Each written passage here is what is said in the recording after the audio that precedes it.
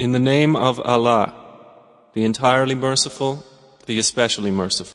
Sad, by the Quran containing reminder. Commentary. The background of the revelation.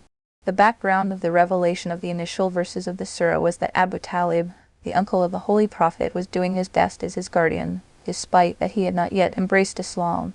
When he fell sick, the chiefs of the tribe of Quraysh held a consultative meeting in which Abu Jahl, Az ibn Wail, Aswad ibn Mudallib, Aswad ibn Abd Yaghaf, and several other chiefs participated.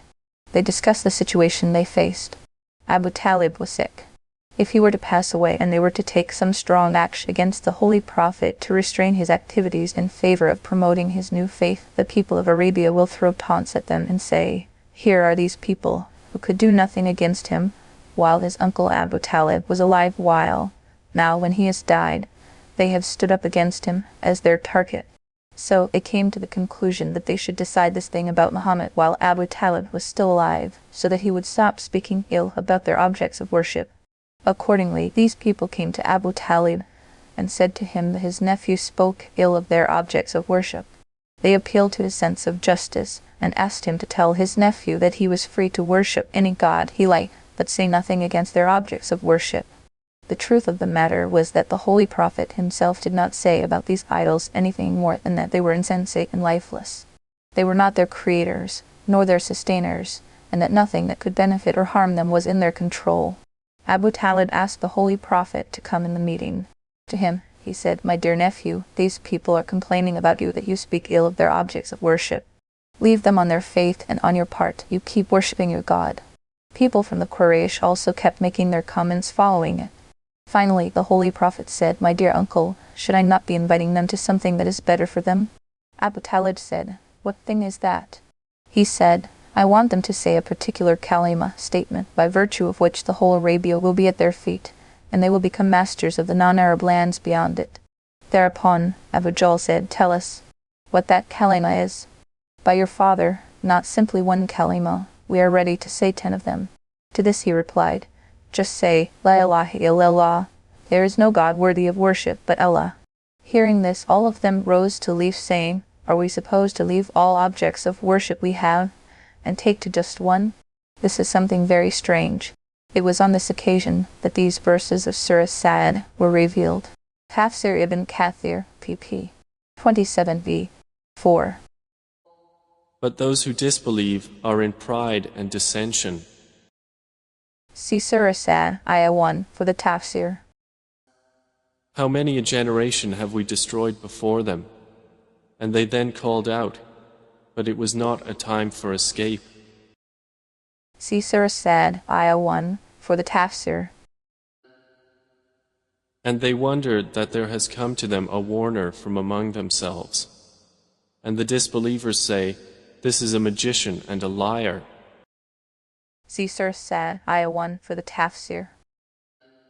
Has he made the gods only one God? Indeed, this is a curious thing. See Surah Sad, Ayah 1, for the Tafsir. And the eminent among them went forth, saying, "Continue and be patient over the defense of your gods. Indeed, this is a thing intended." In verse Surah Sad, Ayah 6, it was said, "And the leaders among them went forth, saying to their followers, Walk away from the Prophet, and stay firm on adhering to your God." Surah Sad, Ayah 12.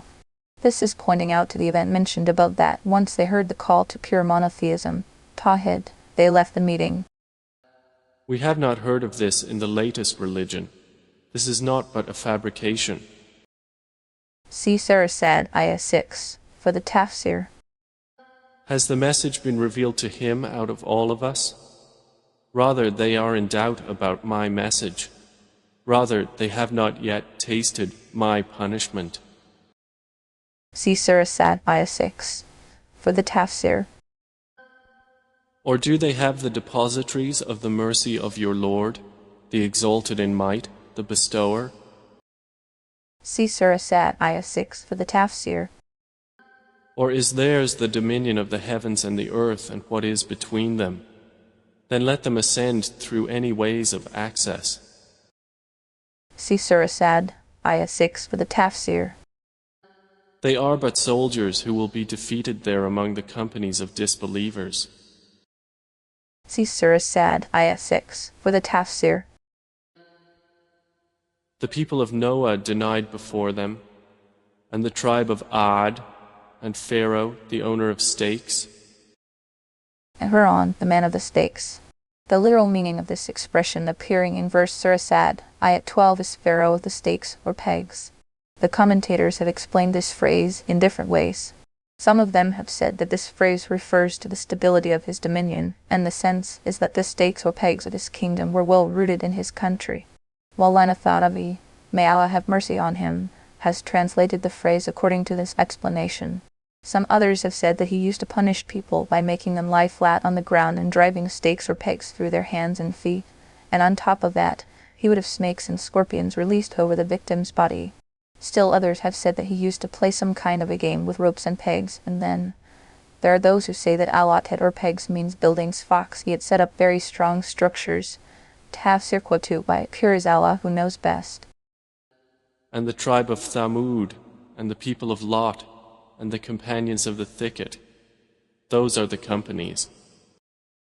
They were the strong groups. Surah Sad, Ayah 13. One explanation of this statement is that it is the description of the word groups in verse Surah Sad, Ayah 11. In other words, these are the groups or confederates that have been pointed out in this verse. Maulana Thanavi, may Allah have mercy on him, has gone by this tafsir in his explanation of the verse. But other commentators explain it in the sense that actually they were the groups that were really strong, not these people of Mecca. In other words, those who possessed real strength and power were the people of Nuh and Ad and Thamud and others like them. Compared with them, the mushers of Mecca were nothing. When such powerful people could not escape divine punishment, they would hardly count. Quatubai. Each of them denied the messengers, so my penalty was justified. See Surah Sad, Ayah 13, for the tafsir. And these disbelievers await not but one blast of the horn. For it there will be no delay. The word fawak in verse Surah Sad, Ayah 15, that will have no pause, is used in Arabic to convey several meanings. To begin with, fawak is the period of time that intervenes between milking an animal and creation of milk in its teats once again. Then it also means comfort. Whatever the case, the sense is that the horn, sir, blown by say, Inna Israfil would be so continuous that there will be no pause in it. Quatu by. And they say, Our Lord, hasten for us our share of the punishment before the day of account. Our Lord, give us our share of the punishment sooner. Surah Sad, Ayah 16. The word kit used here is, in reality, the document through which someone has been promised with a reward. Later, this word came to be used also as a share in an absolute sense. Here, this very sense is meant, that is, let us have whatever share is coming to us from the reward and punishment of the hereafter right here in this world. Be patient over what they say, and remember our servant David, the possessor of strength. Indeed, he was one who repeatedly turned back to Allah. Commentary.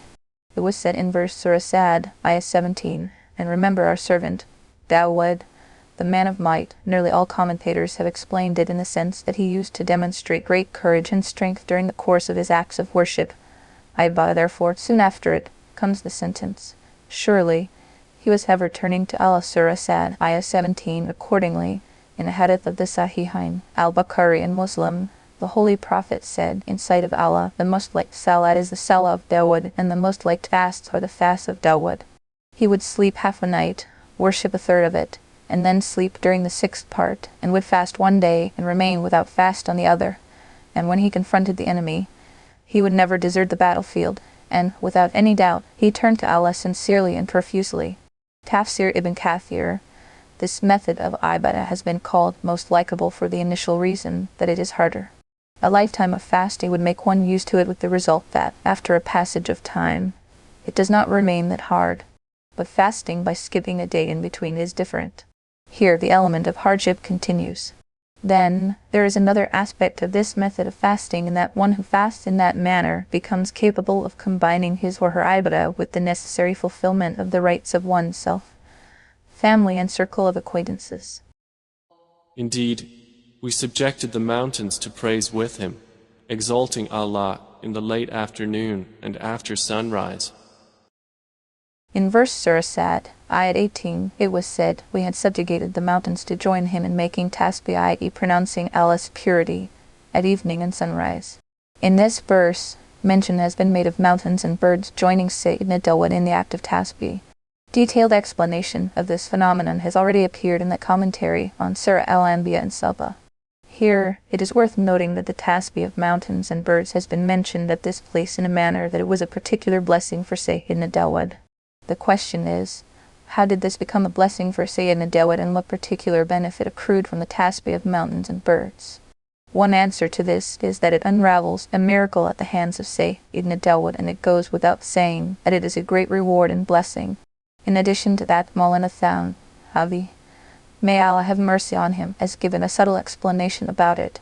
He says that the tasbih performed by mountains and birds had created in him a special taste for the remembrance of Allah, something that generates initiative, courage and verve in acts of worship.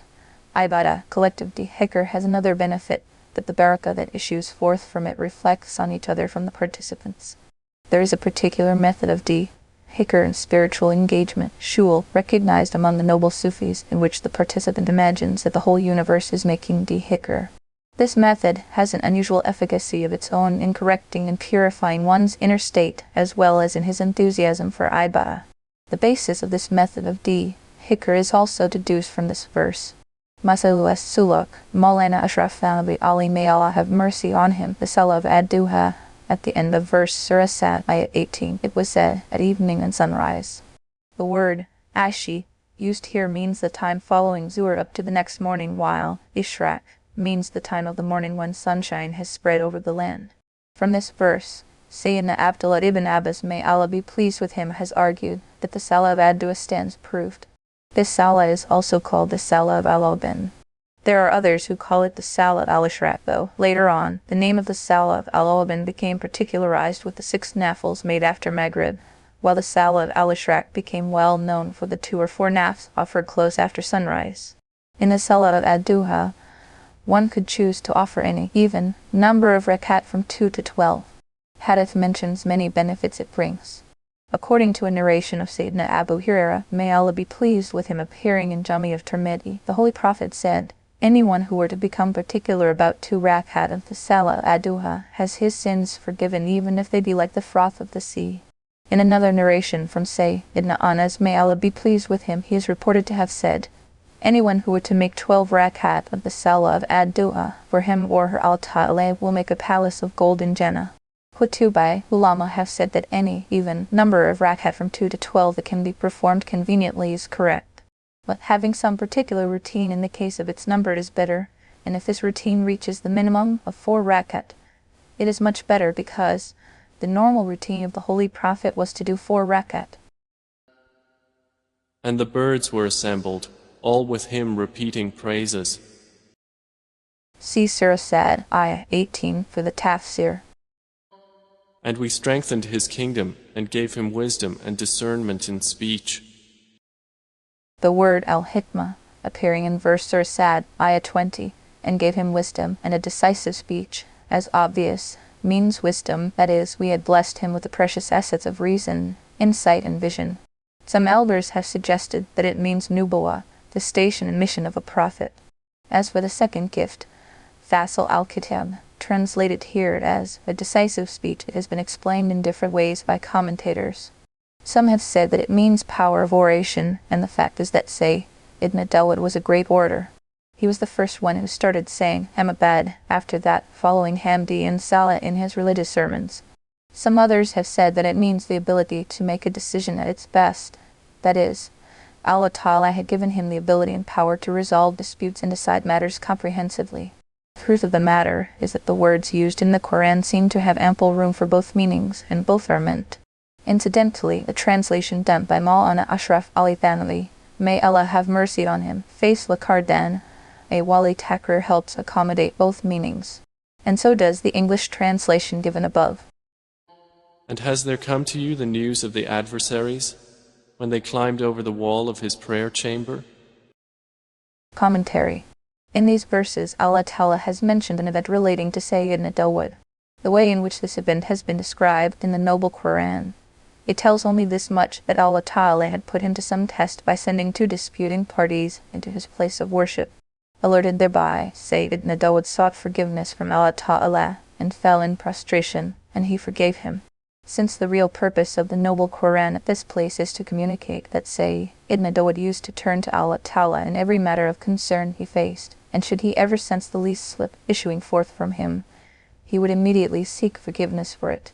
Therefore, no details have been given as to what that test was, and what was that slip he committed against which he sought forgiveness, something that Allah Ta'ala forgave him for. Therefore, some investigative and cautious commentators have said in their explanation of these verses that Allah Ta'ala has not given a detailed description of this slip and test relating to this great prophet of his due to some particular wise consideration. Hence, we too should not go about pursuing it, and whatever has been mentioned in the Noble Qur'an should be precisely what we should believe in. Even a great research-oriented commentator of the class of Ibn Kathir has elected to follow this rule, and has observed silence as far as details of this event are concerned. Then there's no doubt that this is the ideal course of caution, moderation, and sound policy. Therefore, the learned from among the early forebears of Islam, Salaf, used to say, what Allah has left ambiguous, you too let it remain ambiguous. In this, there is wisdom and expedient consideration. Then it is obvious that it means the ambiguity of matters that do not relate to what we do and what we take as halal and haram, and as for matters that concern the collective deeds of Muslims, any ambiguity existing there has already been removed by the Holy Prophet through his word and deed. But there are other commentators who have tried to determine the exact nature of this test and trial in the light of pre-Islam narratives. In this connection, there's that vulgar yarn that Sayyidina Dawud happened to have cast a look at the wife of Uriah, who was one of his military officers, that put the desire of marrying her in his heart, and he, in order to get Uriah killed, entrusted with him a dangerous mission in which he was really killed, and later on, he married his wife. It was to admonish him on this act of his that these two angels were sent in human form and shape. But this narrative is doubtlessly from among the absurdities that had found currency among Muslims under the influence of Jews. This narrative has been taken from the Bible, the Book of Samuel, Romans 2, chap. 11. The only difference is that, in the cited reference, an open charge has been leveled against Sayyidina Dawud that he had, refuge with Allah, committed adultery with the wife of Uriah prior to marriage. As for these narratives accommodated in some exegetical works, the part relating to adultery has been deleted. It appears that someone looked at the Judaic narrative, took out the allegation of adultery, and did an edit copy-paste job while explaining the above-mentioned verses of the Noble Qur'an, although this Book of Samuel itself is inherently baseless, while this narrative has the status of absolute lie and fabrication. For this reason, all authentic commentators have sternly rejected it. In addition to Hafiz ibn Kathir, Allama ibn Jawzi, Qadi Abu-Es, Sa'd Qadi al-Bay, Dawi Qadi Iyad, Imam Razi, Allama Abu Hayyan al-Andalusi, Khazin Samakshari, Ibn Hazm, Allama Kufaiji, Ahmad ibn Nasr, Abu Tamam, Allama Alusi, and many others have declared it to be a lie and fabrication. Hafiz ibn Kathir writes, some commentators have mentioned a tale at this point, most of which has been taken from Judaic narrations. Nothing the following of which is obligatory is proved in this matter on the authority of the Holy Prophet. Only Ibn Abi Haytham has reported a hadith here, but its authority is unsound. In short, in the light of many proofs, some detail of which is available in Tafsir Kabir of Imam Razi and Zadul Asir of Ibn al-Jawzi, this hadith report goes out of the pale of discussion totally as far as the tafsir of this verse is concerned. Maulana Ashraf Thanawi, may Allah have mercy on him, has explained this element of test by saying that these two adversaries climbed over the wall, barged in, and started addressing him so insolently that they started off by asking Sayyidina Dawud to be just, and not to be unjust. This audacity would have been reason enough for an ordinary person, who would have answered them only by punishing them. Allah Ta'ala tested Sayyidina Dawud by seeing whether he too is enraged and punishes him or listens to them, demonstrating the high moral traits of pardon and forbearance. Sayyidina Dawud came out successful in this test, except a little slip that remained when he was giving his verdict. Rather than address the perpetrator of injustice, he addressed the one oppressed, which betrayed a certain element of partisanship, but he immediately got alerted, fell down in prostration, and Allah Ta'ala forgave him. They know where, according to the explanation of this slip given by some commentators, When Sayyidina Dawood found the defendant silent, it was without listening to what he had to say, and rather having listened to the plaintiff only, he said things as part of his advice that virtually appeared to be supportive of the plaintiff, although he should have first asked the defendant as to what his stand was. This statement of Sayyidina Dawood was, though simply advisory in nature, and time has not yet arrived for the final judgment in the case. However, for a great prophet of his caliber, it was not befitting. To this very thing he was later alerted and fell into prostration. Roll not any. Some others have said that Sayyidina Dawood had managed his time in a manner that every 24 hours of a day and night one or the other member of his household would be found engaged in some act of devotion to Allah, like ibadah, dhikr, and tasbih. On a certain day he submitted before Allah Ta'ala, "My Lord, there is not a single moment of day and night during which one or the other member of the household of Dawood is not busy with ibadah, salah, tasbih, and dhikr before thee." Allah Ta'ala said, "O Dawood, all this comes from my tawfiq. If I do not help you do it, you cannot do it on your own, and one of these days I am going to leave you on your own." Thereafter came a day when something different took place. That was a time when Sayyidina Dawood was supposed to be engaged in worship. When this unforeseen thing happened, his timetable was shattered, and he got busy with resolving the dispute. No other member of the household of Sayyidina Dawood was engaged in remembering Allah at that time. Sayyidina Dawood was alerted immediately. He recalled the self-congratulatory statement that had slipped out of his tongue. He realized he had made a mistake. Therefore, he sought the forgiveness of Allah and fell in prostration. This explanation is supported by a saying of Sayyidina Ibn Abbas, may Allah be pleased with him, which has been reported in the Mustadrak of Hakim with sound chains of authority. Al-Qur'an, it has been unanimously agreed upon in these explanations that this litigation was not hypothetical. In fact, it was real, and the form of the litigation had nothing to do with the test or slip of Sayyidina Dawood. Contrary to this, many commentators have explained it in a manner that postulates that parties to this dispute were not human beings. Rather, they were angels, and Allah Ta'ala had sent them to present such a simulated form of litigation as would alert Sayyidina Dawood to his slip. Accordingly, these commentators say that as far as this story of the killing of Uriah and marrying his wife is concerned, it is incorrect. But conditions that actually prevailed among the people of Bani Israel were such that asking someone to divorce your wife and give her in marriage to me was not considered offensive. This kind of request had also become customary at that time, and was not taken to be impolite as well. It was in this prevailing climate, and on this basis, that Sayyidina Dawood had made his request to Uriah, whereupon Allah Ta'ala alerted him by sending these two angels. Some others have said that this was a simple matter. Uriah had already sent a proposal to a woman. Sayyidina Dawood happened to send his proposal to the same woman. This hurt Uriah. Thereupon, his admonition, Allah Ta'ala sent these two angels and alerted him to his slip in a subtle manner. Qadi Abdullah has based his argument on the words of the Qur'an, and he overpowered me in speech. He says that this sentence supports the view that this matter came to pass only in connection with the proposal of marriage, for Dawood has not yet married her. Zadul Masir by Ibn al-Jawzi p. 116 v. 7. Most commentators have preferred the last two explanations, and they find support in some reports from the Sahaba. Please see Roll Ma'ani, Tafsir of Zadul Masir, Tafsir Kabir, etc. But the truth of the matter is that any detail of this test or slip is neither proof from the Qur'an nor from some Sahih Hadith. Therefore, at least this much stands settled, that this widely known story of having Uriah killed is incorrect. But about the actual event, all probabilities mentioned above exist, and no one of these can be called absolute and certain. Therefore, the safest way out is what Hafiz ibn Kathir has taken, that which Allah Ta'ala has left ambiguous should be left as is. We should not force out its details through our guesses and conjectures, particularly when no deed of ours hinges on it. Certainly, there is some wisdom in this ambiguity as well. Therefore, one should believe in as much as has been mentioned in the Qur'an. As for the details, let these be resigned to Allah. Nevertheless, since there are many benefits that issue forth from this event, more attention should be paid to these. Therefore, let us now turn to an explanation of the verses where, inshallah, these beneficial notes will keep appearing as we go along. In the first verse, Surah Sad, ayah 21, it was said, when they enter the sanctuary by climbing over the wall.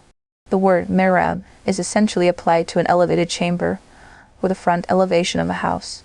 Later, the front portion of a mosque or any other house of worship came to be called by that name in particular. In the Qur'an, This word has been used in the sense of a place of worship. Allama Sayyidi has written that contemporary arched mihrabs of mosques in vogue now were not present during the time of the Holy Prophet, Rahmah. When they entered upon David and he was alarmed by them, they said, "Fear not, we are two adversaries, one of whom has wronged the other. So judge between us with truth, and do not exceed it, and guide us to the sound path." About Sayyidina Dawud, it was said in verse Surah Sad, Ayat 22, and he was scared of them. The reason of being scared was quite obvious. Two men barging into one's privacy in that manner, at an odd hour beating the security cordon, can only be because of some bad intention in most cases. Natural fear is not contrary to the station of a prophet or man of Allah. This tells us that being naturally affected at the sight of something fearful is not contrary to the station of a prophet or man of Allah. Yes, allowing this fear to overtake one's heart and mind and abandoning duties enjoined is certainly bad. Hence, a doubt may arise here. Is it not that the Quran portrays the elegant status of the noble prophets by saying, "They do not fear anyone but Allah"? Surah Al-Azab, Ayah 39. Why then was Sayyidina Dawud in fear on this occasion? For an answer, it could be said that there are two kinds of fear. There is the fear that comes from being hurt by what causes pain. In Arabic, this is called khawf, fear. Then there is the other kind of fear. This emerges because of someone great, majestic, awesome. This is called koshia, al-mufradat, Redkit al-Isfahani. There should be no koshia for anyone other than Allah, and noble prophets, may peace be on them all, are exactly like that. They are not awed by anyone. Yes, as said earlier, one can have a feeling of fear from naturally hurtful things. Observe patience against contravention of established rules of etiquette until attending circumstances unfold. The statement in verse Surah Sad, Ayah 22, they said, "Be not scared," was made by the sudden entrants who said this, and then started telling Sayyidina Dawud what they wanted to while he kept listening to them silently. This tells us that, should someone commit something irregular all of a sudden, one should not start rebuking and chastising him for that on the spur of the moment. Instead, one should first listen to what he has to say so that one can find out whether or not this person had any justification for his irregular behavior. Had it been someone else, he would have unleashed his anger against such unauthorized entrance on the spot. But Sayyidina Dawud waited till the reality was unfolded. Maybe these people had some genuine excuse. The entrant also said, "And do not cross the limits." Surah Sad, Ayah 22. This manner of address was obviously very audacious as coming from a stranger. First of all, they came at a late hour, and that too by climbing over the wall. Then, once they were in, they started teaching a prophet as august as Sayyidina Dawud lessons in morality by asking him to be just and not to be unjust. All this was heedless simplicity. But Sayyidina Dawud observed patience over whatever they did and said, and just avoided telling anything bad to them in response. "Indeed, this, my brother, has 99 ewes, and I have one ewe." So he said, "Entrust her to me," and he overpowered me in speech. See Surah Sad, Ayat 22, for the Tafsir. David said, "He has certainly wronged you in demanding your ewe in addition to his ewes. And indeed, many associates oppress one another, except for those who believe and do righteous deeds, and few are they." And David became certain that we had tried him, and he asked forgiveness of his Lord, and fell down bowing in prostration, and turned in repentance to Allah. A man of stature should observe patience to the best of his ability over errors made by those in need. This tells us that a person whom Allah has blessed with some high rank, and the needs of people are tied to him, should do his best to remain patient over their irregular behavior and errors of expression, for this is the demand of his rank or office. Particularly so a hakim, official of the government, a qadi, judge of the judiciary, and a mufti, authentic consultant responsible for getting fatwa in the light of Islam's sources of jurisprudence, should pay full attention to this need. Roll, Ma'ani, verse Surah Sad, Ayah 24 opens with the words, he said, "He has certainly wronged you by demanding your ewe to be added to his ewe." Two things are worth pondering here. First of all, Sayyidina Dawud made the statement simply after having listened to the plaintiff. He did not hear the statement of the respondent. About it, some elders have said that this was the slip for which he sought forgiveness from Allah. But other commentators have said that, in reality, Full details of the litigation are not being described here. Taken up here is only what was necessary. Say, Ibn Dawud must have surely heard the stand of the defendant. But it was not described here for the reason that this is the recognized method when judgments are delivered. Everyone can understand that the part relating to asking the defendant at this place is elided.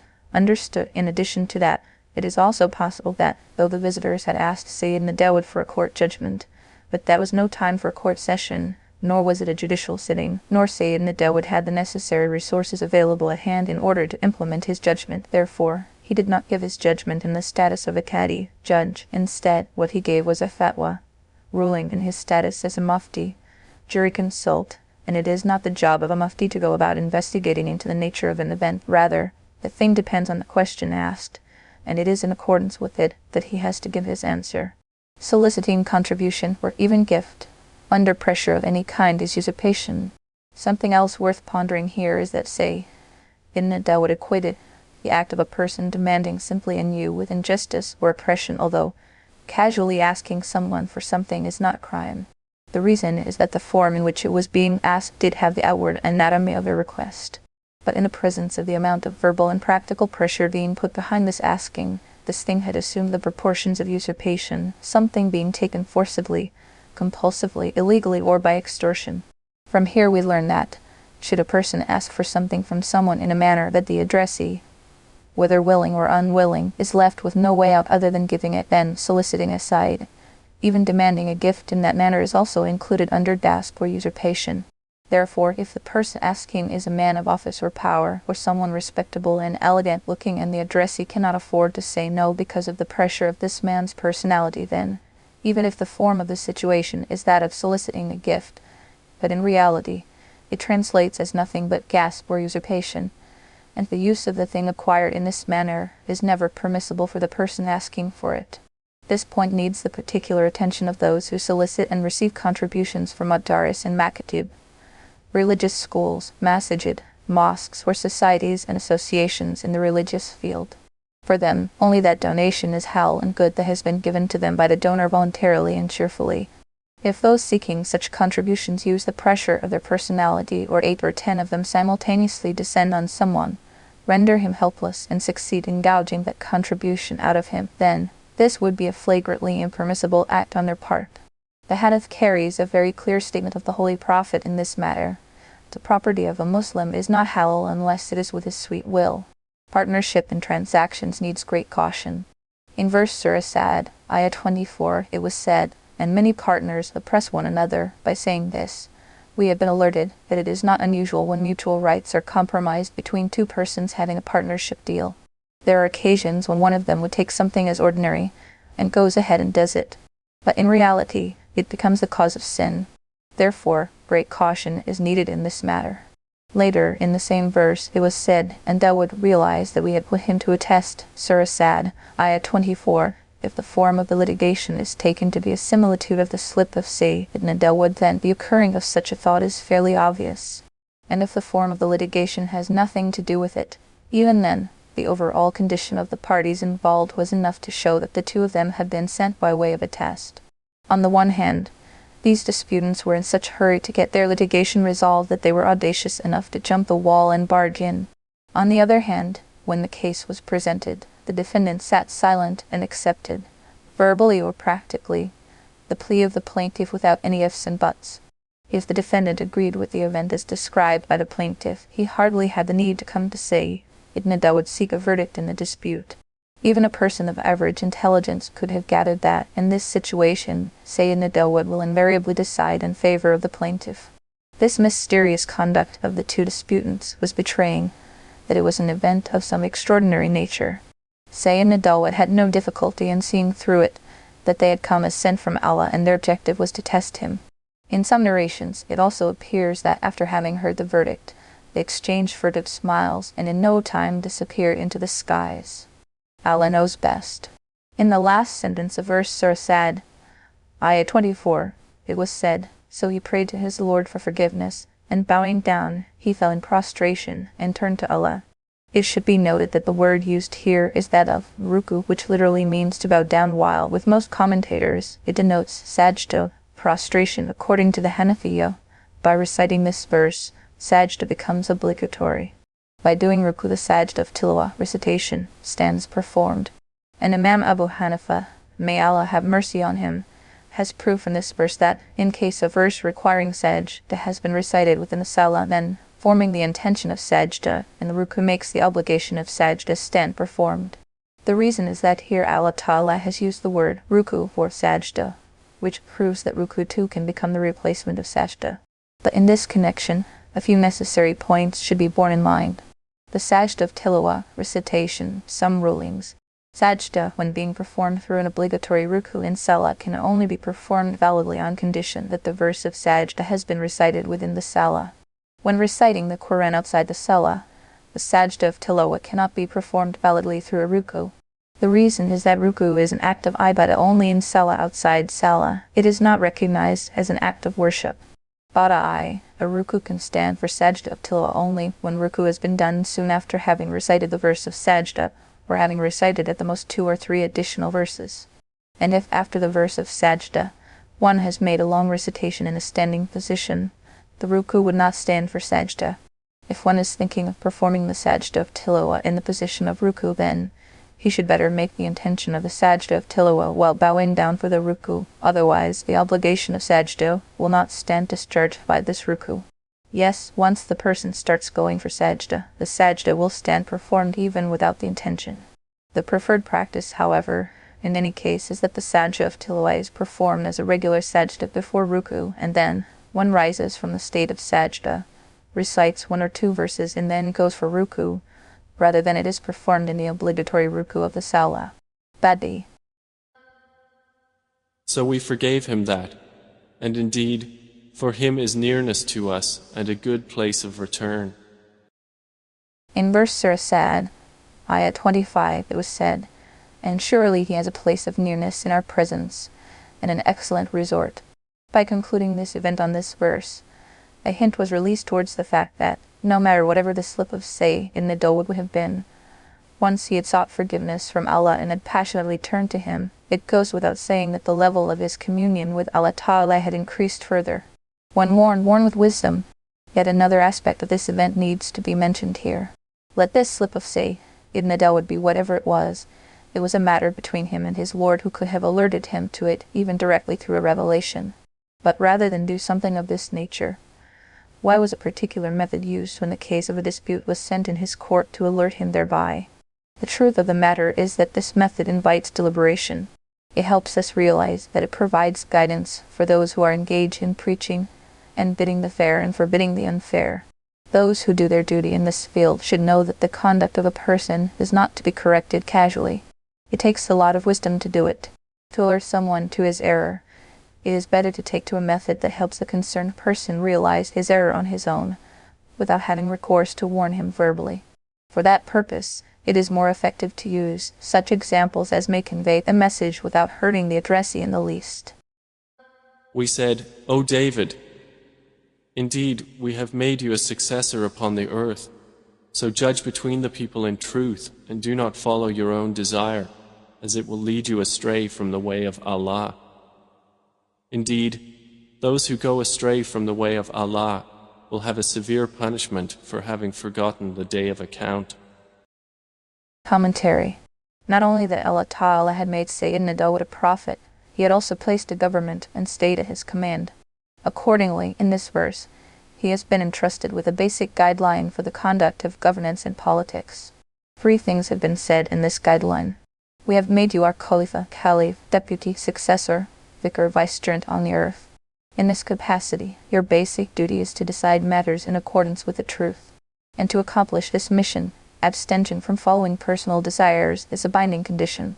As for the sense of making someone a Khalifa on the earth, it has been discussed in the commentary on Surah Al-Baqarah. Please see Maarif-ul-Qur'an, English, Volume I, pages, and from it emerges the essential principle of Islamic political theory that sovereignty belongs to Allah Ta'ala. All rulers of the earth are bound to operate in accordance with His injunctions alone. They cannot go out of it. Therefore, the ruler of Muslims, the consultative body or assembly, might explain or codify Islamic law as such, but the reality is that they are not lawgivers, instead, are introducers of the law of Allah. The basic function of an Islamic state is to establish truth. Secondly, it has been made very clear here that the basic function of an Islamic state is to establish truth. It is incumbent on the government that it should establish the rule of truth and justice in all its matters from administration to resolution of disputes. Since Islam is a religion for all times to come, it has not fixed such administrative details as would have to be changed with changing circumstances. Instead of that, it has blessed its followers with the basic guidelines in the light of which administrative details can be settled according to the needs of every period of time. Therefore, no doubt, this much has been made clear here that the essential function of the government is to establish truth, but along with it, its administrative details have been left in the safe hands of sound-thinking Muslims of every period. The relationship of the judiciary and the executive. Accordingly, no such fixed injunction as would stand unalterable in every period of time has been given on the issue of whether the judiciary remains separate from the executive or remains part of it. If, in some period of time, full trust can be placed in the honesty and trustworthiness of the rulers, the duality of the judiciary and the executive branches of the government can be eliminated, and if, in a certain period, full trust cannot be placed in the honesty and trustworthiness of the rulers, the judiciary can also be kept totally independent of the executive. Sayyidina Dawud was a great prophet of Allah. Who could have claimed to be as honest and trustworthy as he was? Therefore, he was simultaneously made the head of both the executive and the judiciary, who also had the responsibility of delivering a verdict in disputes. In addition to the noble prophets, the same practice continued among the rightly guided Khilafah of the Muslim community, Al-Khilafah or Rashidan, when the Amir Mu'minin, the leader of Muslims or head of the Muslim state, used to be the Qadi, judge, as well. This practice was discontinued by later Islamic governments when the Amir Mu'minin was made the head of the executive, and the Qadi al-Qudat, chief justice, that of the judiciary. The third guideline on which the heaviest stress has been laid in this verse simply says, "Do not follow the desires of yourself and keep the day of reckoning in sight all the time." The reason for such a stress is that this thing is the very foundation of any effort to establish the supremacy of truth. Only a hakim, ruler, or Qadi, judge, who has the fear of Allah and the concern of hereafter in his heart can establish the supremacy of truth and justice in the real sense of the term. Nothing short of this would work. You are welcome to make laws, the best you can. The ability of the desiring human self to conceal its stratagems and carve out an operational outlet through any law or system is virtually unbeatable. As long as this thing is there, the best of law and system cannot establish the rule of law, truth, and justice. The history of the world and the current scenario of our time bear witness to this admission. The first thing to watch around offices charged with responsibility is the character of the human being sitting there. Right from here we also learn that in order to place someone in a position of authority, such as an official of the government, or a judge of the judiciary, or someone in any other role of public or private responsibility, the first thing one has to look for is whether or not this person has the fear of Allah in his heart, the concern for the hereafter, the life to come on his mind, and of course the state of his morals and character. If it is realized that he has nothing of the sort as the fear of Allah in his heart, instead his desiring self sits there as the monarch of all it surveys, then, no matter how high his degrees in education, and no matter how superb his expertise and experience in the field, he is not deserving of any high office of responsibility in the sight of Islam. And we did not create the heaven and the earth and that between them aimlessly.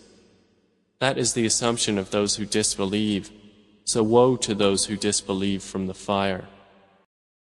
Commentary. The delicate order of the verses. These verses, in which the basic beliefs of Islam, particularly that of the hereafter, have been emphatically confirmed, appear in between the description of the events relating to Sayyidina Dawud with an order that is extremely delicate and sublime. Says Imam Razi, if someone is refusing to understand because of obstinacy, the wiser approach is to put away the subject under discussion aside and start talking about something totally unrelated, and when his mind stands diverted from the first subject, he should be brought around during the flow of conversation to concede to the original proposition. At this place, it is to dwell upon and secure confirmation of the hereafter that this very method has been used. Being mentioned before the description of the event relating to Sayyidina Dawud, there were some postures of obstinacy demonstrated by the disbelievers that concluded at the verse, and they said, "O our Lord, give us our share of the punishment sooner, before the day of reckoning." Surah Sad, Ayah 16, the outcome of all this was to state that those people rejected the existence of the hereafter and made fun of it. Immediately after that it was said, "Observe patience over what they say, and remember our servant Dawud." Surah Sad, Ayah 17, by by saying so, a new subject was introduced. But the event relating to Sayyidina Dawud has been concluded with the statement, O Dawud, we have made you a vicegerent on earth, so judge between people with truth. Surah Sad, Ayah 26. Now, from here, it is in an imperceptible manner that the hereafter has been positively confirmed by positing that here is the Supreme Being of Allah asking His deputy on the earth to establish the rule of law and justice resulting in punishment for the evil and peace for the good. When so, is it not that the same being would necessarily establish justice and equity in this universe? Most certainly, it is the dictate of His wisdom that He, rather than hurt every one good or bad with the same stick, punishes the doers of evil and rewards the doers of good. This, then, is the purpose of the creation of this universe, and in order that it translates into reality, it is necessary that there be a Qiyamah, the last day, and in the hereafter, something that precisely corresponds to His wisdom. Those who reject the hereafter are virtually saying that this universe has been created aimlessly, devoid of any wisdom behind it. For everyone good or bad will live his or her time and die with nobody around to ask questions, although one who has faith in the wisdom of Allah Ta'ala can never accept this line of reasoning. Or should we treat those who believe and do righteous deeds like corruptors in the land? Or should we treat those who fear Allah like the wicked? In verse Surah Sad, Ayah 28, it was said, Shall we make those who believe and do righteous deeds equal to those who commit mischief on the earth? Or shall we make the God-fearing equal to the sinners? That is, this can never be. In fact, the end of both will be totally different. Right from here, we learn that this difference between a believer and disbeliever is there in terms of the injunctions of the hereafter.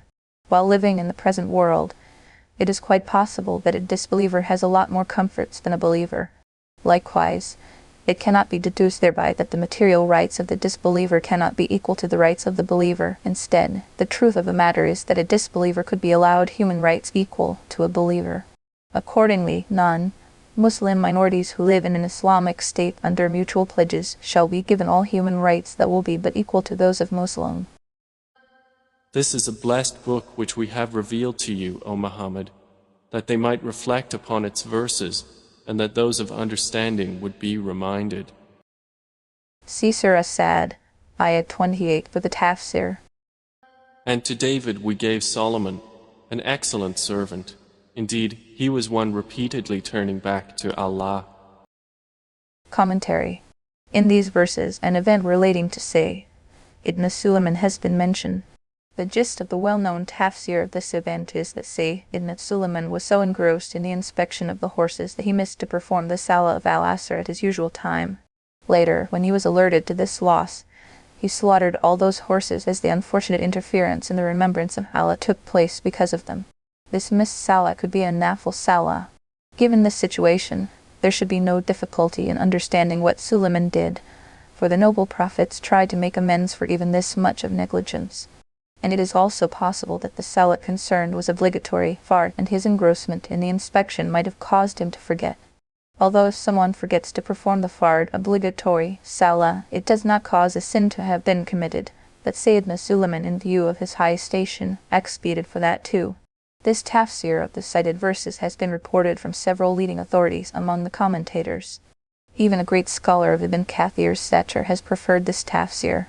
Then, it is also supported by a marfu hadith, attributed to the noble prophet, reported by Allama Sayyidi with reference to the Mujam of Tabarani, Ismailian ibn Marjuway, from Ubay ibn Kab, from the Holy Prophet, about the word of Allah, and he started passing his hands over the shanks and the necks.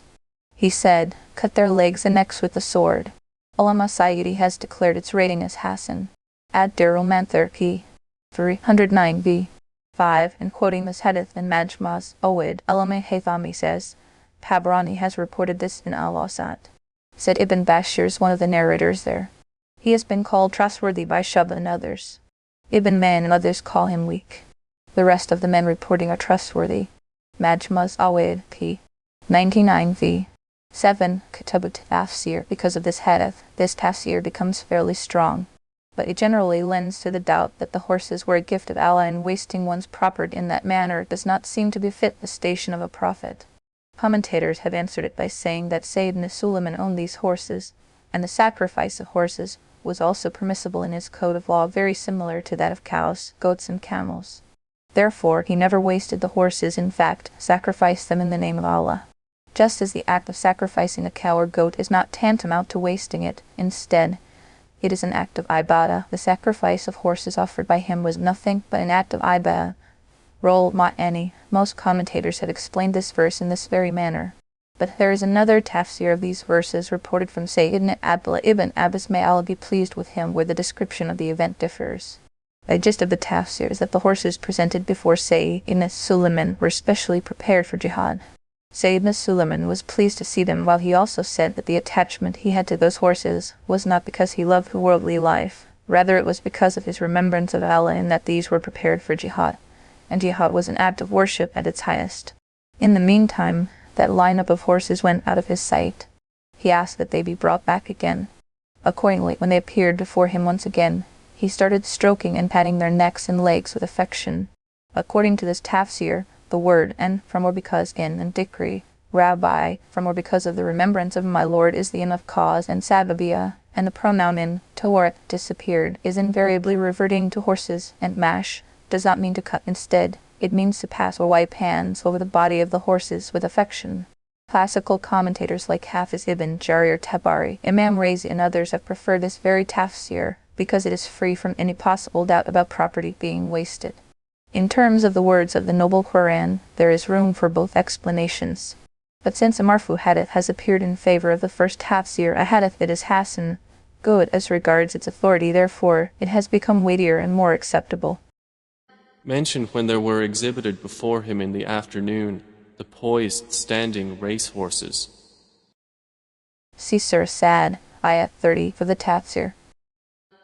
And he said, Indeed, I gave preference to the love of good things over the remembrance of my Lord, until the sun disappeared into the curtain of darkness. The story of the return and resetting of the sun. Some early interpreters have, while following the first tafsir, also said that soon after having missed the Salah of Al-Asr, Sayyidina Suleiman prayed to Allah Ta'ala or requested the angels that the sun should be made to return. Accordingly, the sun was returned, and he was enabled to perform his appointed Salah. After that, the sun set once again. These people take the pronoun in, Rejuha, bring it back to me, Surah Sad, ayat 33, as reverting to the sun. But investigative commentators, for instance, Ulama al-Lusi and others, have rejected this fictional approach, and have said that the pronoun in, Rejuha, bring them back to me, is reverting to horses and not to the sun, not because refuge with Allah, making the sun to return, is not within the power and control of Allah Ta'ala, but because the story does not stand proof from the Quran and Hadith. Rol Ma'ani.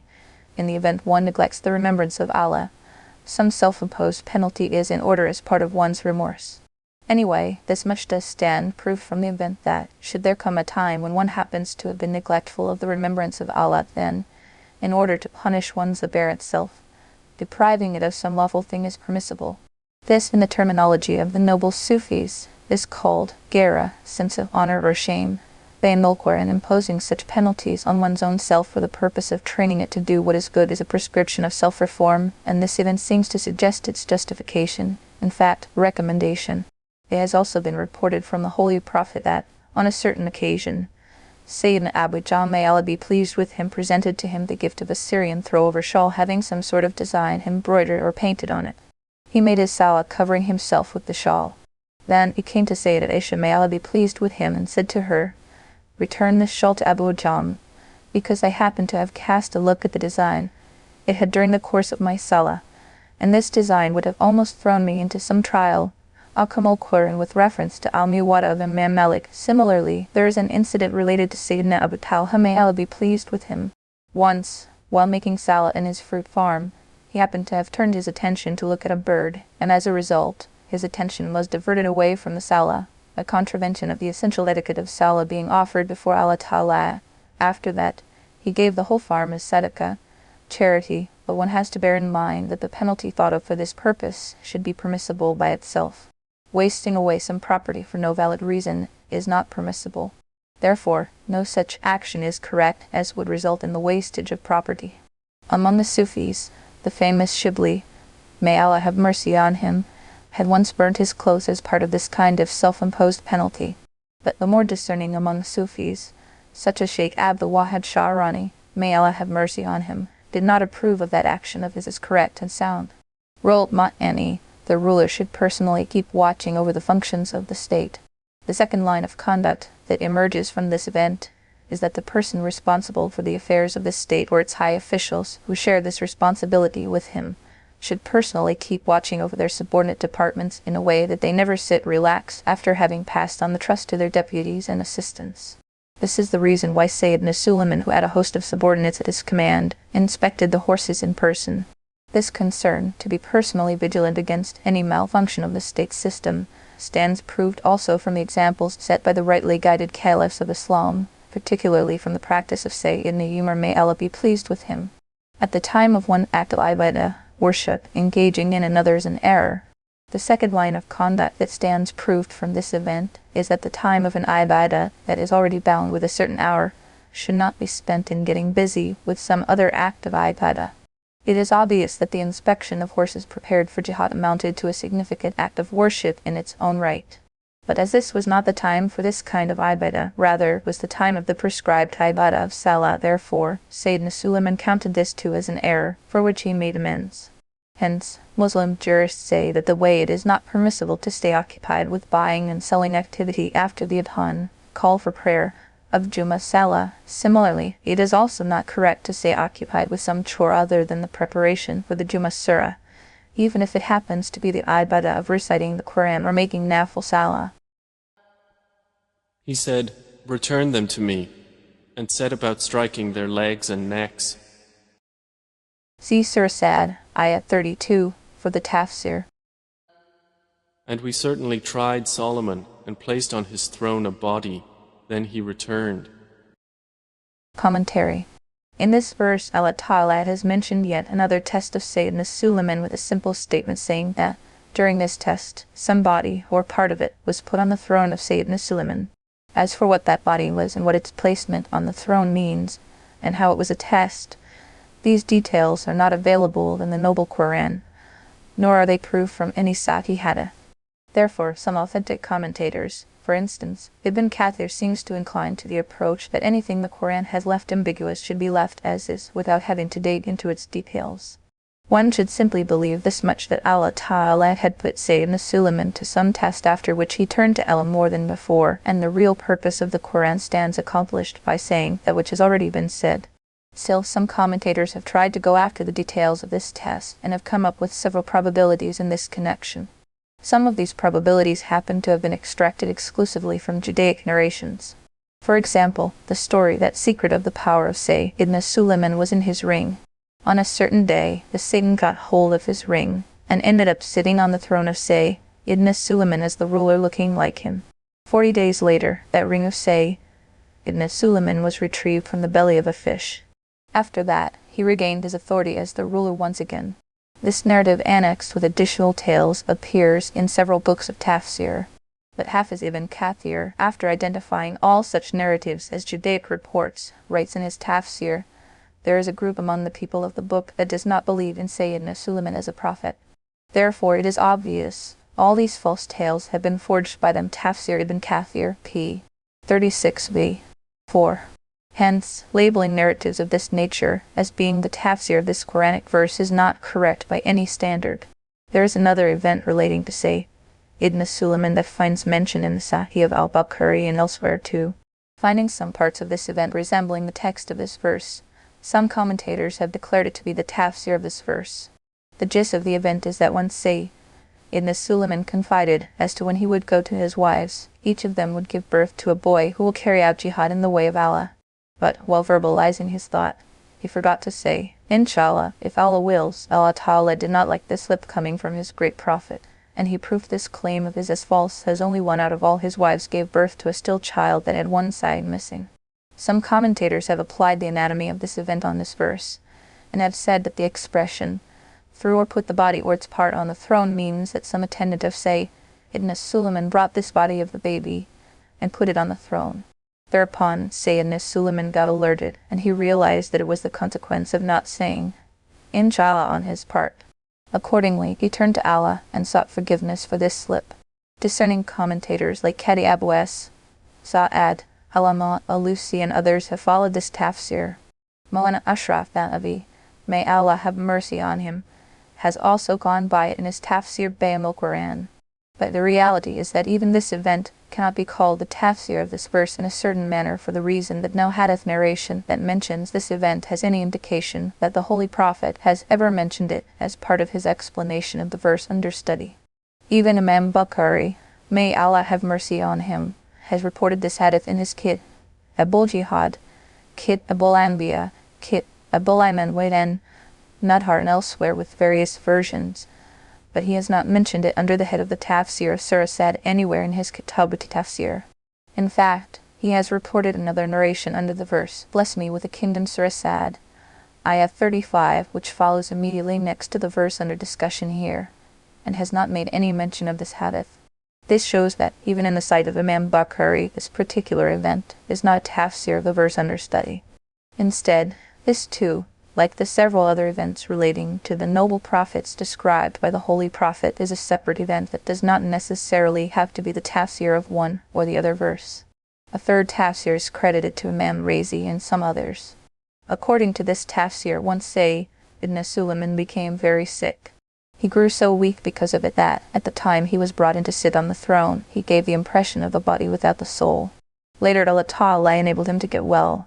At that time, he turned to Allah, expressed his gratitude before him, sought his forgiveness, and along with all that, also prayed for an unmatched kingdom for himself in the future. But this tafsir too is simply conjectural. It also does not carry much congruence with the words of the noble Qur'an, and there is no proof for it from any hadith narration as well. The reality is that there is no source with us to find out the certain details of the event alluded to in the verse under study, nor are we bound to go about finding it. Therefore, we have zero in our faith on this much, that Allah Ta'ala had put Sayyid ibn Sulayman to a certain test, after which his passion to return to Allah came out stronger than ever before, and that the real purpose of the Qur'an in mentioning this event is to invite all human beings to turn to Allah like Sayyid ibn Sulayman as, and when they face any distress or trial. As for the details of the test and trial of Sayyid ibn Sulayman, let these be entrusted with Allah. Allah knows best. He said, "My Lord, forgive me and grant me a kingdom such as will not belong to anyone after me. Indeed, you are the bestower." Commentary. It was said in verse Surah Sad, Ayah 35, "Bless me with a kingdom that will not be available to anyone after me." Some commentators explain the sense of this prayer as, "Let not a great kingdom like mine belong to anyone else during my time." In other words, they take min ba'di, or after me, in the sense of other than me. Maulana Ashraf Thanavi, may Allah have mercy on him, has done his translation accordingly. But with most commentators, the sense of the prayer is, "Even after me, let no one have a kingdom as great as this." Accordingly, so it happened. The kingdom that Allah Ta'ala gave to Sayyidina Sulayman was a kingdom the like of which never became the lot of anyone else. The reason was simple. The subjugation of the wind and the command over the genre of the jinn were exclusive traits of his kingdom, and no kingdom that followed him had these characteristics. There are some people who carry out mysterious exercises, amaliyat, through which they are known to subjugate jinns, a phenomenon that does not fall contrary to this, because it cannot be compared, in the least, to the subjugation of the jinn Allah had allowed for Sayyidina Sulayman. Moreover, these experts in amaliyat are able to make just about one or a few jinns become obedient to them, but the kind of widespread kingdom that Sayyidina Sulayman had was not acquired by anyone praying for office and power. At this place, it should be borne in mind that no prayer made by the noble prophets is made without the will and permission of Allah Ta'ala. Sayyidina Sulayman had made this prayer too by the will and permission of Allah Ta'ala. And since semblance seeking of power was not his aim, rather the driving desire to implement divine laws and the passion to make truth triumph was behind it, and Allah Ta'ala knew that once Sayyidina Sulayman had the power, he would work for these very high objectives, and would never entertain negative feelings of office, power, and recognition. Therefore, he was given the permission to make this prayer, and it was accepted as well. But common people have been prohibited in hadith from seeking power following their own initiative. The reason is that such an initiative usually gets to be tainted with the desire for power, influence, money, and property. Accordingly, where one has the certitude of being free of such selfish desires, and one really would love to see the banner of truth fly high without the least hunger for power hidden anywhere in the recesses of his heart. Then, for such a person, praying for power and authority of government is permissible. Raoul, Ma Annie, etc. So we subjected to him the wind blowing by his command, gently wherever he directed. See Surah Sad, Ayah 35, for the Tafsir. And also the devils of Jinn, every builder and diver. See Surah Sad, Ayah 35, for the Tafsir. And others bound together in shackles. In verse Surah Sad, Ayah 38, it was said, held in chains. Details about the subjugation of jinns and the services they performed have appeared earlier in the commentary on Surah Sabah within this volume Roman 7. Here, it has been said that Sayyid ibn Suleiman was holding the unruly jinns by having them chained. Now, it is not necessary that these chains be the visible chains of iron. It is possible that there could have been some other method used to tie them up more tightly or securely, and it has been expressed as chains for the sake of common comprehension. We said, "This is our gift, so grant or withhold without account." See Surah Sad, Ayah 38, for the Tafsir. And indeed, for him is nearness to us and a good place of return. See Surah Sad, Ayah 38, for the Tafsir. And remember our servant Job, when he called to his Lord, "Indeed, Satan has touched me with hardship and torment." Commentary. The event relating to Sayyid ibn has been introduced here to comfort and prompt the Holy Prophet so that he would also observe patience. This event has appeared with details in our commentary on Surah Al-Anbiya, Maarif-ul-Qur'an, Volume V. 1. A few significant notes are being added here. In the opening verse Surah Sad, Ayah 41, it was said, "The Shaitan has inflicted weariness and pain upon me." Some early commentators have given details as to how the Shaitan had caused this affliction and pain. They say that the disease from which Sayyidina suffered had overtaken him under the influence of the Shaitan. What happened was that once the angels praised Sayyidina in a manner that made the Shaitan envy him. He prayed to Allah Ta'ala that he be given such control over his body, wealth, and children that allowed him to do whatever he liked with him. Allah Ta'ala too intended to test Sayyidina therefore the Shaitan was given this right, and he made him suffer from this disease. But discerning commentators have refuted this story by saying that, in terms of the clear statement of the Noble Qur'an, the Shaitan cannot gain control over the blessed prophets, therefore it is not possible that he could have made him suffer from this disease. Some others have explained the Shaitan having afflicted pain by saying that the Shaitan used to plant all sorts of scruples in the heart of Sayyidina while he was very sick, which hurt him all the more. This is what he has mentioned here. But the best explanation of this verse is what Maulana Ashraf Thanbavi, may Allah have mercy on him, has given in Bayn al-Quran. This is being reproduced here from the Kulasi Tafsir in Maarif-ul-Qur'an. This affliction and pain, according to the saying of some commentators, is what Imam Ahmad has reported from Sayyid ibn Abbas, may Allah be pleased with him, in his Kitabus Izud, in which it has been stated that the Shaitan had once met the wife of Sayyidina in the guise of a physician during the days of his sickness. Since he had posed himself as a physician, she requested him to treat her husband. He agreed subject to the condition that once he got cured, she would tell him that she was the one who cured him, and assured her that he wanted no more in return. She mentioned this to Sayyid ibn He said, "O my simple wife," he was the Shaitan, "now I solemnly resolve that, should Allah Ta'ala make me get well again, I am going to beat you with 100 sticks of branches."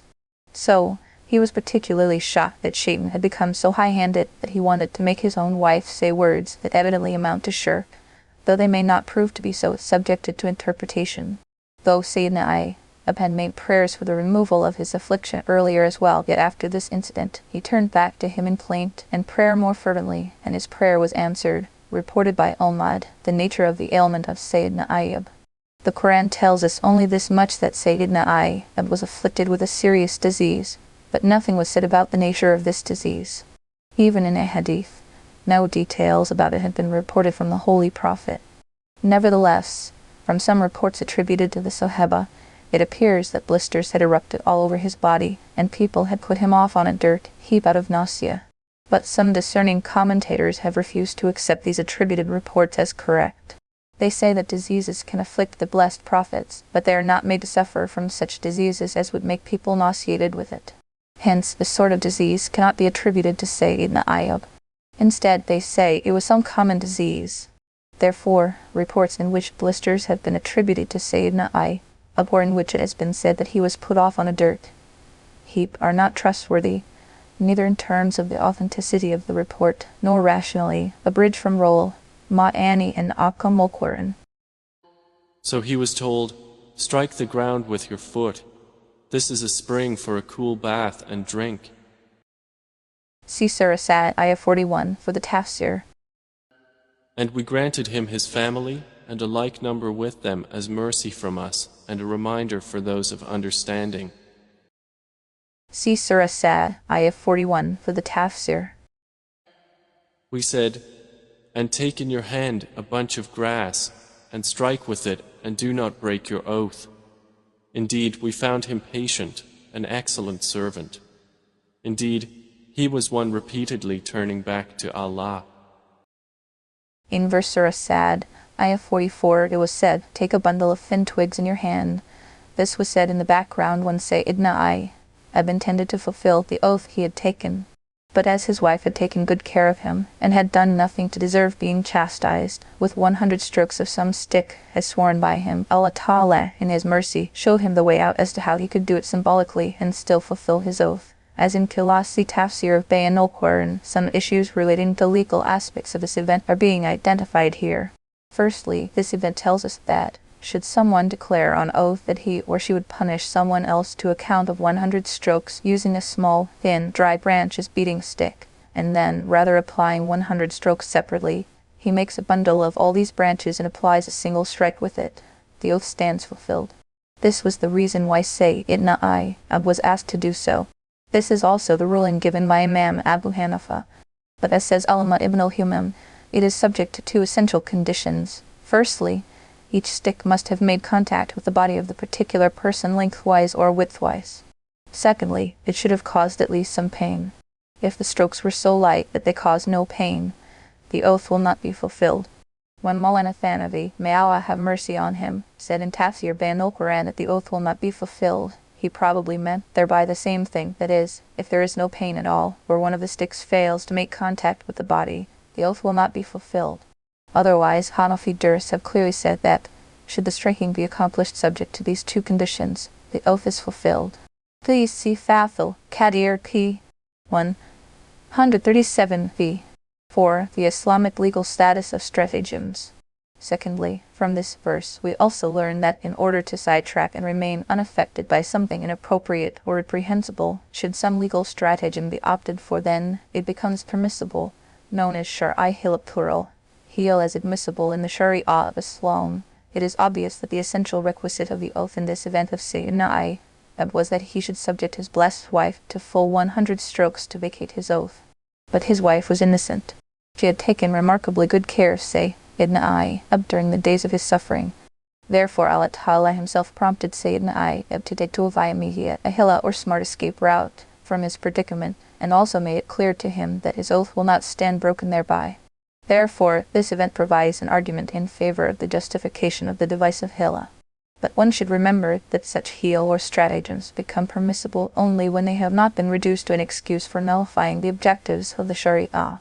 And if the purpose of such hila is to nullify the right of some genuine holder of right, or to make what is openly haram become halal for one's own person while the spirit of the prohibited act has been retained intact, then such a hila is absolutely impermissible.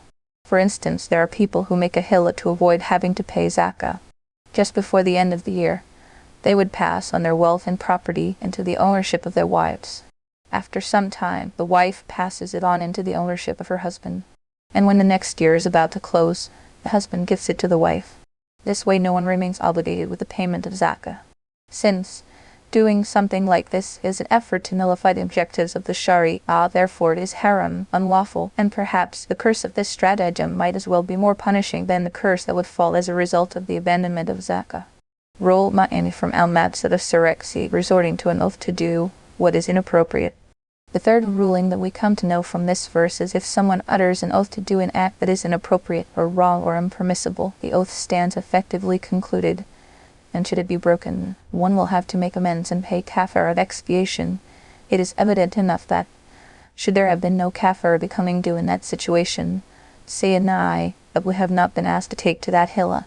But along with it, one should also bear in mind that in the event one happens to have uttered an oath to do something inappropriate, then the law of the Shariah is that the oath should be broken, and kafara should be paid. In a hadith, the Holy Prophet is reported to have said, a person who utters an oath, then he decides that doing otherwise is better, then he should invariably do what is better and pay kafara for his oath. And remember our servants Abraham, Isaac, and Jacob, those of strength and religious vision. Commentary. The expression, translated as men of strength and men of vision, literally means owners or possessors of hands and eyes. The sense is that they devoted their physical and intellectual energies in remaining obedient to Allah Ta'ala. When this is said, a hint is being released to the fact that the real end use of human body parts is no other but that they are spent or utilized in obedience to the divine commands, and that those parts of the body that are not utilized in it, their existence or non-existence remains equal. Indeed, we chose them for an exclusive quality, remembrance of the home of the hereafter. Concern for the hereafter is a distinct attribute of the noble prophets.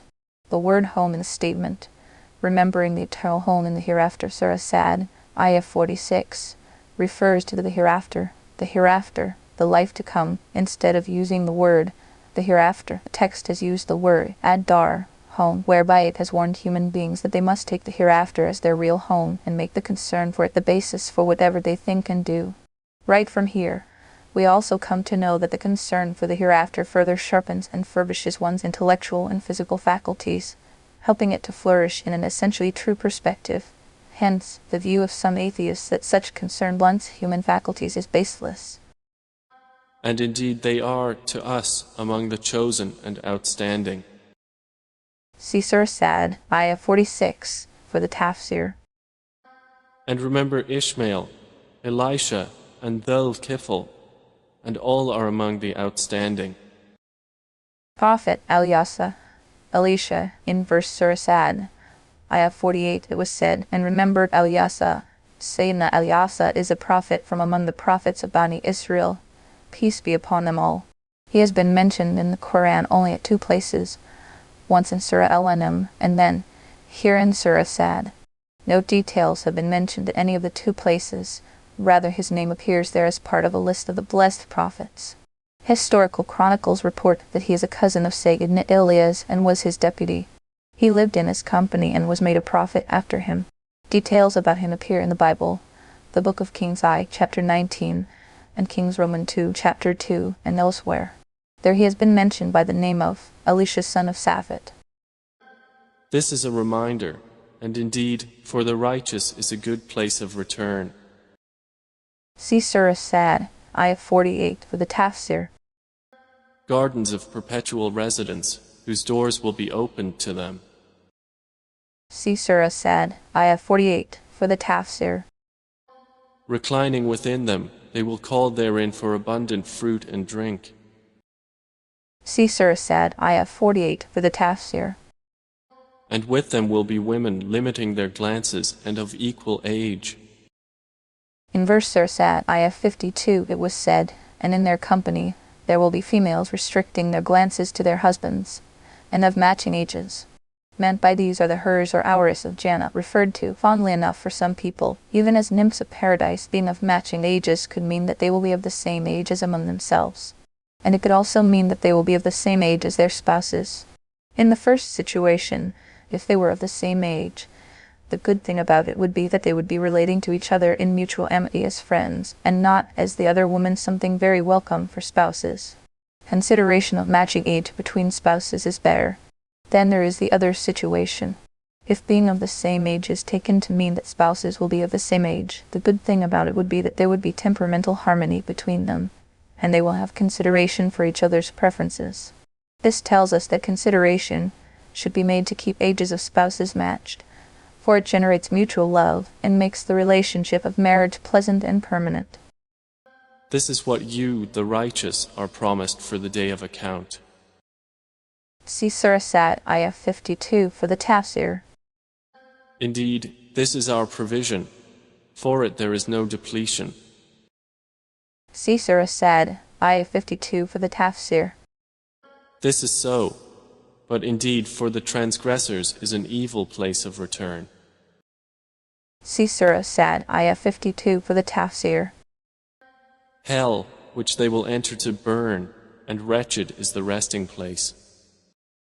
See Surah Sad, Ayah 52 for the Tafsir. This, so let them taste it, is scalding water and foul purulence. See Surah Sad, Ayah 52 for the Tafsir. And other punishments of its type in various kinds. See Surah Sad, Ayah 52 for the Tafsir. Its inhabitants will say, "This is a company bursting in with you. No welcome for them. Indeed, they will burn in the fire." See Surah Sad, Ayah 52 for the Tafsir. They will say, "Nor you, no welcome for you. You, our leaders, brought this upon us, and wretched is the settlement." See Surah Sad, Ayah 52 for the Tafsir. They will say, "Our Lord, whoever brought this upon us, increase for him double punishment in the fire." See Surah Sad, Ayah 52 for the Tafsir. And they will say, "Why do we not see men whom we used to count among the worst?" See Surah Sad, Ayah 52 for the Tafsir. Is it because we took them in ridicule, or has our vision turned away from them? See Surah Sad, Ayah 52 for the Tafsir. Indeed, that is truth, the quarreling of the people of the fire. See Surah Sad, Ayah 52 for the Tafsir. Say, O Muhammad, I am only a warner, and there is not any deity except Allah, the One, the Prevailing. Commentary. A gist of the subjects of the Surah. In verse Surah Sad, Ayah 65, it was said, "Say, I am only a warner," at the beginning of the Surah. You have seen that the real objective of this Surah was the affirmation of the prophethood of the noble prophet, refutation of what the disbeliever said. In this connection, events relating to blessed prophets of the past were mentioned for two reasons. Firstly, that they bring comfort to the holy prophet, and that he too observes patience against the absurd allegations leveled by those who disbelieve, the same patience as observed by the blessed prophets before him. Secondly, that those who were denying the credentials of a true prophet should themselves learn their lesson through these events. After that, another method was used to invite the disbelievers to Islam. For this purpose, their attention was drawn to the good end of the believers, as opposed to the severe punishment awaiting disbelievers, while they were also warned that the people they were following were the ones who were prompting them to belie the true messenger of Allah, and the same people will refuse to help you in any way on the day of judgment. In fact, they would paint you black and you would curse them. After a delineation of these subjects, the text has, in the concluding part, reverted to the main purpose, that is, it takes up the confirmation of prophethood of the Holy Prophet. In this process, along with a presentation of necessary arguments, the compassionate invitation to believe has also been given. Lord of the heavens and the earth and whatever is between them, the exalted in might, the perpetual forgiver. See Surah Sad, Ayah 65, for the Tafsir. Say, it is great news. See Surah Sad, Ayah 65, for the Tafsir. From which you turn away. See Surah Sad, Ayah 65, for the Tafsir. I had no knowledge of the exalted assembly of angels when they were disputing the creation of Adam. In verse Surah Sad, Ayah 69, it was said, I had no knowledge of the heavenly beings when they were debating about the creation of Adam, means, it is a clear proof of my prophethood that I am telling you these things from such a high assembly, things that cannot be found out through any medium other than wahi, revelation. The words these things refer to the conversation between Allah Ta'ala and the angels at the time of the creation of Sayyidina Adam, and which finds mention in Surah Al-Baqarah, where the angels had said, they said, will you create there one who will spread disorder on the earth and cause bloodsheds? Surah Al-Baqarah, Ayah 30. This conversation has been expressed here through the word iktisam, which literally means quarrel or debate, although the angels never posed that question in terms of some objection or debate. Instead, They wanted to find out the wise consideration behind the creation of Sayyidina Adam, but the outward pattern of the questions and answers had taken the form of some sort of a debate. Therefore, it was alluded to as ikhtisam, or debate. This is similar to a younger person questioning an elder person, who refers to that question and answer in a frank and casual manner as a debate or quarrel. It has not been revealed to me except that I am a clear warner. See Surah Sad, Ayah 69 for the Tafsir. So mention when your Lord said to the angels, "Indeed, I am going to create a human being from clay." In verse Surah Sad, Ayah 71, it was said, when your Lord said to the angels. Mentioned here is the event of the creation of Adam. Not only that it alludes to the conversation between Allah Ta'ala and the angels mentioned above, but also invites our attention towards the way Iblis had refused to prostrate himself before Sayyidina Adam just because of his envy and arrogance. Very similarly, the mushriks of Arabia were not willing to accept his advice because of their envy and arrogance, hence, they were going to meet the same fate as was met by Iblis. Tafsir Kabir. So when I have proportioned him and breathed into him of my created soul, then fall down to him in prostration. See Surah Sad, Ayah 71 for the Tafsir. So the angels prostrated, all of them entirely. See Surah Sad, Ayah 71 for the Tafsir. Except Iblis, he was arrogant and became among the disbelievers. See Surah Sad, Ayah 71 for the Tafsir. Allah said, "O Iblis, what prevented you from prostrating to that which I created with my hands? Were you arrogant then, or were you already among the haughty?" In verse Surah Sad, Ayah 75, it was said, "What I created with my hands." Here it is about Sayyidina Adam that Allah Ta'ala has said that it is He who had created him with His hands. There is a consensus among the majority of the Muslim Ummah that hands do not mean that Allah Ta'ala has hands as human beings do. The reason is that Allah Ta'ala is absolutely pure and free from the need of body or its active limbs. Therefore, it means the power and control of Allah Ta'ala, and that the word yad, hand, is commonly used in the Arabic language in the sense of power. For example, it was said, "In whose hand lies the marriage tie," Surah Al-Baqarah, Ayah 237. Therefore, the verse means, "I created Adam with my power." For that matter, everything in this universe owes its creation to nothing but divine power. But when Allah Ta'ala intends to manifest the particular sublimity of something, He would specially attribute it to Himself. For instance, by such attribution the Kaaba becomes Baytullah, the house of Allah, the Shikam of Sayyidina Salih Nadatayla, the Shikam of Allah, and Sayyidina Isa Kalimatullah, the word of Allah, or Ruhullah, the spirit of Allah. Here too, this attribution has been introduced there to enhance the grace of Sayyidina Adam, Qeb 2 by L. This interpretation is based on the line adopted by some theologians. The others are the view that the word yad, hand, used for Allah does not refer to a limb like the hand of human beings. It is rather an attribute of Allah Ta'ala, the exact nature of which is unknown. The third view is of some other elders who abstain from indulging in the interpretation of such expressions and prefer to keep silent about them and leave their exact meaning to Allah Ta'ala. Muhammad Taqi Usmani. He said, "I am better than him. You created me from fire and created him from clay." See Surah Sad, Ayah 75 for the Tafsir. Allah said, "Then get out of paradise, for indeed you are expelled."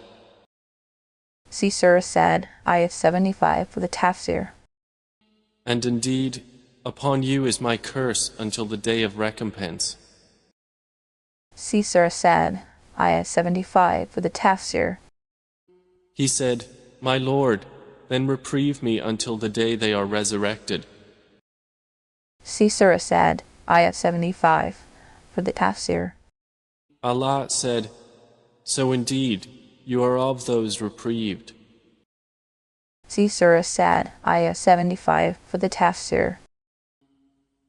Until the day of the time well known. See Surah Sad, Ayah 75 for the Tafsir. Iblis said, "By your might, I will surely mislead them all." See Surah Sad, Ayah 75 for the Tafsir.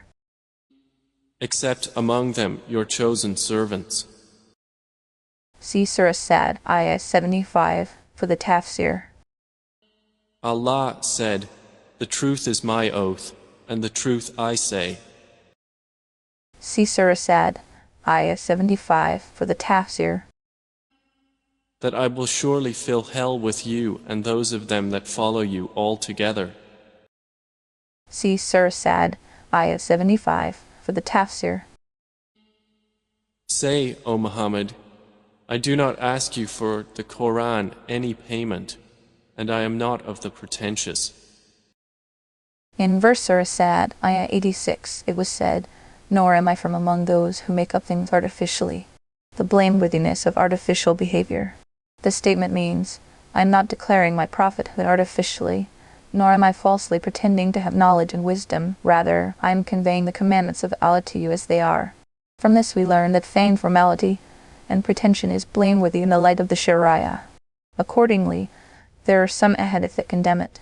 In the Sahihain, Al-Bukhari, and Muslim, it has been reported from Sayyidina Abdullah ibn Mas'ud, may Allah be pleased with him, O people, whoever from among you knows something, let him tell people about it.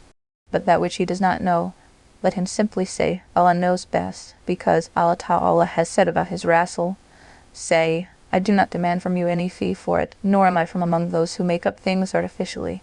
Surah Sad, Ayah 86, Roll, Ma'ani, Alhamdulillah. The commentary on Surah Sad.